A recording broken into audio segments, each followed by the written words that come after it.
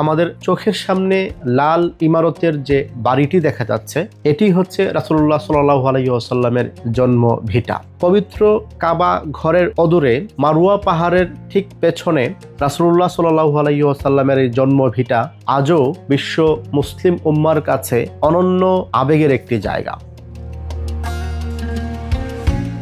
এই বাড়ির পাশেই আমরা দেখতে পাচ্ছি আবু জাহেলেরও একটি বাড়ি রয়েছে। তবে পার্থক্য হচ্ছে রাসূলুল্লাহ সাল্লাল্লাহু আলাইহি ওয়াসাল্লামের এই বাড়িটিকে বর্তমানে মক্কা লাইব্রেরি নামে একটি লাইব্রেরি করা হয়েছে, আর আবু জাহেলের বাড়িতে বানানো হয়েছে টয়লেট, যেখানে মানুষ প্রতিনিয়ত নিজেদের প্রয়োজন সেরে থাকেন।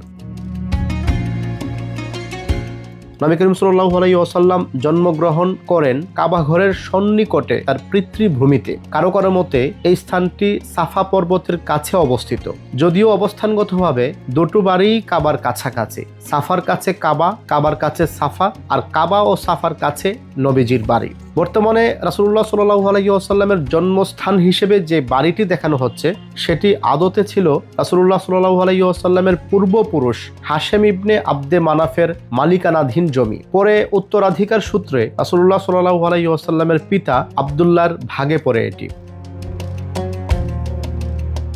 নির্ভরযোগ্য ঐতিহাসিকদের অনুসন্ধান ও বর্ণনা মতে এ ঘরে রাসূলুল্লাহ সাল্লাল্লাহু আলাইহি ওয়াসাল্লামের জন্ম হয়।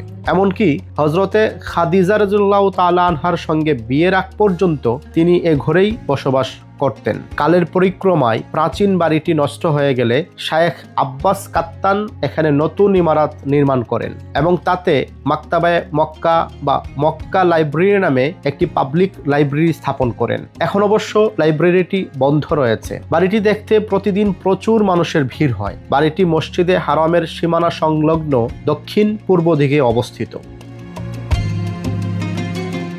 রাসূলুল্লাহ সাল্লাল্লাহু আলাইহি ওয়াসাল্লামের বাড়িকে সামনে রেখে আমরা ডান পাশে যে পাহাড়টি দেখতে পাচ্ছি, সেই পাহাড়টিকে বলা হয় জাবালে আবু কুবাইস। এই পাহাড়টিও ঐতিহাসিকভাবে অনেক গুরুত্ব বহন করে, কারণ এই পাহাড় থেকেই রাসূলুল্লাহ সাল্লাল্লাহু আলাইহি ওয়াসাল্লাম অলৌকিকভাবে চাঁদকে দ্বিখণ্ডিত করেছিলেন।